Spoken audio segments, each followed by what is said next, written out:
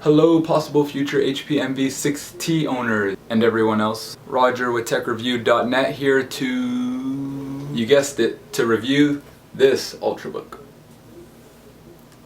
I want to begin by apologizing for taking so long to do this. Sorry guys, I've been really busy with new internship that I just got at Intel.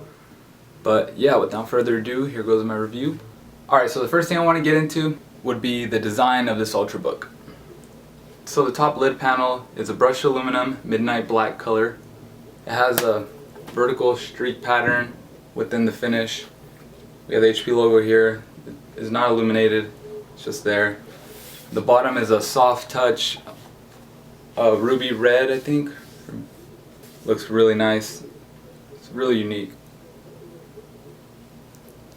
And here on the bottom, you'll notice that these are like your typical normal vent fans here, but on the top it looks like we have a little bit more, but this is actually instead a speaker for about this portion, and this portion here would be speakers too, and then here we have a little exhaust fan.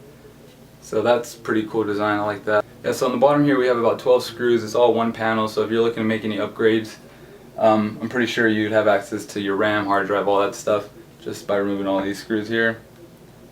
And you should be able to come right off. Here on the back you'll notice this cool angular edge and it says Hewlett-Packard right here in the middle. I think that's pretty cool. I know I already did this in the unboxing, but I'm going to go ahead and do it again for the full review. On the left side of the laptop we have a Ethernet port that is retractable. Right next to it we have an HDMI slot, two USB 3.0 slots, and a SD card slot. And it's actually pretty low profile when it's in there. It seems to not stick out as much as it does in my MV14. On the other side we have the locking slot, microphone jack, headphone jack, and then a USB 2.0 slot, and lastly the charging port. On the inside you guys will notice has the same black aluminum finish, same color, midnight black. The keyboard is in fact backlit. Only thing that kind of bothers me about it is that it's not that bright and you don't really have any control over it. The F5 button is always illuminated to turn on the backlit keyboard if it's not already on, and it's actually pretty bright, but then if I turn on the backlit keyboard it seems to dim a little bit, which is not very cool. The touchpad here is all multi-touch. You can disable it by double tapping there. You see that orange light come on.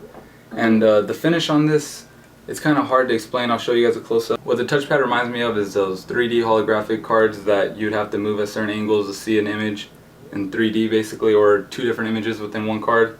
It's much like that, but not as intense. It's pretty cool. It doesn't really get fingerprints, and very responsive. It doesn't irritate my fingers.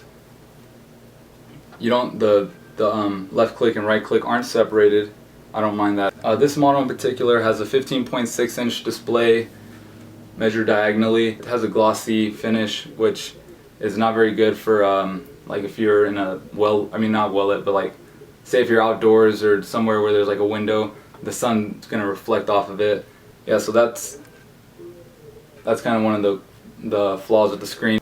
I don't mind the glossy finish because I'm mostly indoors when I'm using my laptop, and it's at a 1366 by 768 resolution, which is normal, but it's not excellent, so I'm kind of disappointed to not see a higher resolution display on this laptop, but it still looks great. I mean, I'll show you guys samples of that. Alright, so here goes the picture I took of the Chicago skyline with my Canon T3i. Just gonna zoom in on it so show you guys screen quality, hopefully, just like the color contrast and stuff.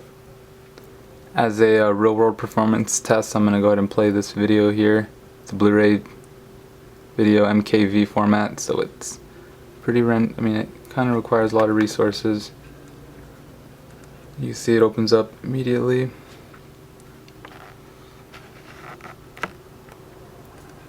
And if I skip, we'll miss a beat. Skip perfectly every time.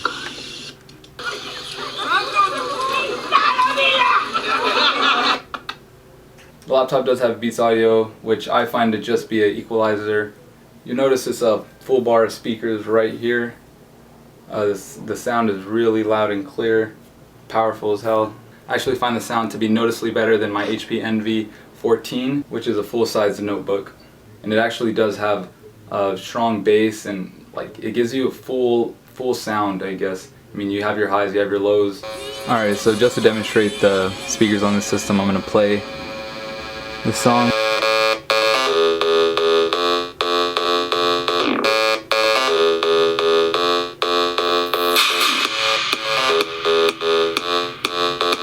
Here's a demonstration of me turning off and on the Beats audio.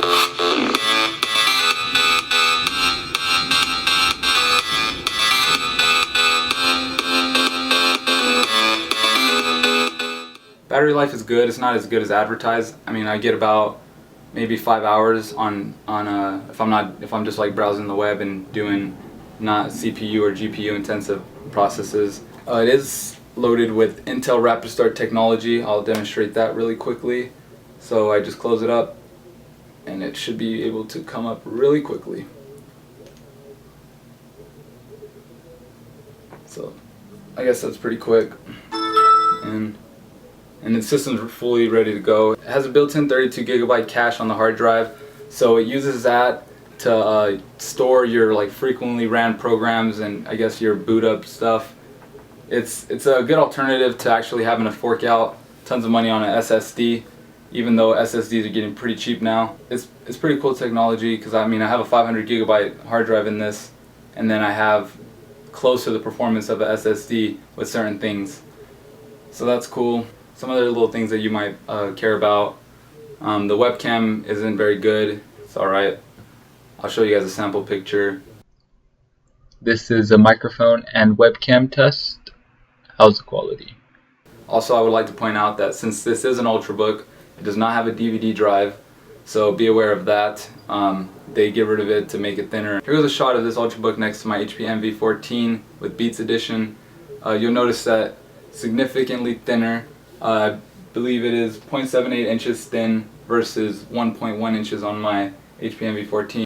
I know a lot of people that got the HP Envy Scepter, whatever it's called. They often complained about the lid being too hard to lift because there wasn't like a good enough gap. With this one, I actually found it to be fairly easy. Like I just did it while I was holding on to it. It's not that big a deal. They give you a good little gap. So in the last week when I've been using the laptop, I found it to be a really good laptop, but it's just not what I need. It's just not powerful enough. This would probably be a good laptop for 99.99% of people out there who use computers. You can't use it for gaming. Well, I guess you can use it for gaming. It does have an AMD Radeon 7670 with 2GB of dedicated memory, but it's still not a very good laptop for gaming. I wouldn't recommend it if you're trying to do that. But I mean, this thing will accomplish every task that you'd need perfectly. If you're not sure, feel free to ask, and I'll be able to give you some, I'll be able to give you some inside knowledge about that. Alright, well that's it for my review of the HP Envy 6T. I hope you guys enjoyed my video. If you guys have any other questions with it, just ask me and I will respond to those. Make sure to click the like button and subscribe if possible. See ya, thanks.